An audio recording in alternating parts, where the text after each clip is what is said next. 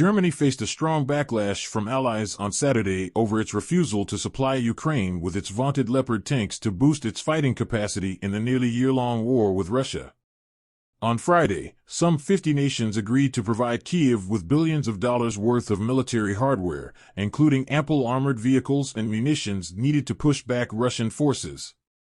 But German Defense Minister Boris Pistorius told reporters on the sidelines of the event at the U.S. Ramstein Air Base that despite heightened expectations, we still cannot say when a decision will be taken and what the decision will be when it comes to the Leopard tank. On Saturday, several allies echoed Ukrainian President Volodymyr Zelensky in saying that the tanks were essential to Ukraine's fight with its much larger neighbor. In a joint statement and a rare public criticism of Europe's top power, the foreign ministers of the three Baltic states said they'd call on Germany to provide Leopard tanks to Ukraine now. This is needed to stop Russian aggression, help Ukraine, and restore peace in Europe quickly. Germany, as the leading European power, has special responsibility in this regard, said the statement, tweeted by Latvian Foreign Minister Edgars Rinkēvičs. Germany has been hesitant to send the Leopards or allow other nations to transfer them to Kyiv, with reports earlier in the week saying it would agree to do so only if the U.S. provided its tanks as well. Washington has said it could not provide its Abrams tanks to Ukraine, citing difficulties in training and maintenance.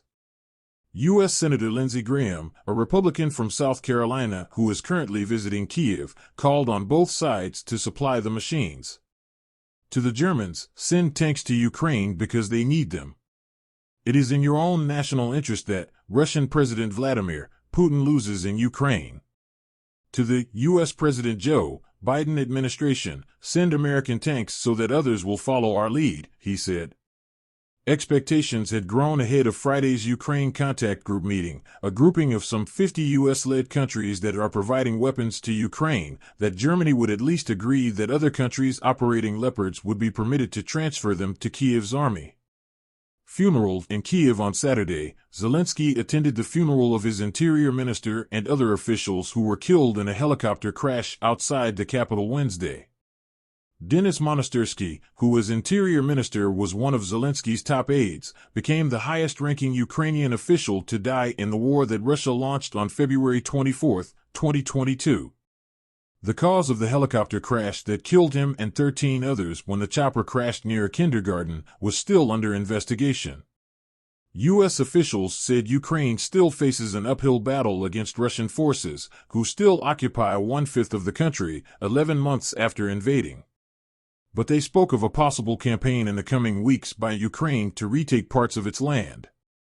U.S. Joint Chiefs Chairman General Mark Milley pointed to the substantial amount of equipment, much of it armored vehicles and artillery, that Ukraine was being pledged at Ramstein, as well as the large-scale training of its forces by allies.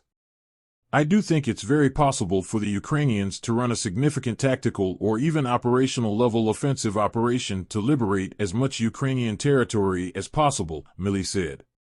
But the Kremlin warned Friday that Western tanks will make little difference on the battlefield. One should not exaggerate the importance of such supplies in terms of the ability to change something, Kremlin spokesman Dmitry Peskov told reporters.